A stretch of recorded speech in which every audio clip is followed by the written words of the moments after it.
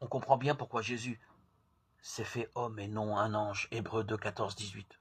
Homme tout ordinaire comme les autres hommes, et donc comme eux, enveloppé de faiblesse, Hébreux 5, 2.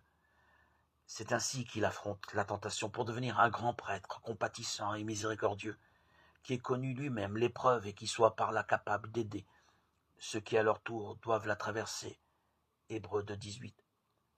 Car nous n'avons pas un grand prêtre impuissant à compatir nos faiblesses.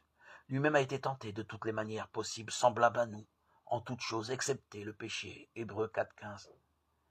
La vie entière de Jésus fut une tentation et un affrontement du prince de ce monde, Jean 12, 31. Les innombrables guérisons qu'il a opérées, les résurrections de la mort qu'il a obtenues de son Père, les démons qu'il a chassés, dépossédés, autant de signes de son combat contre le mal.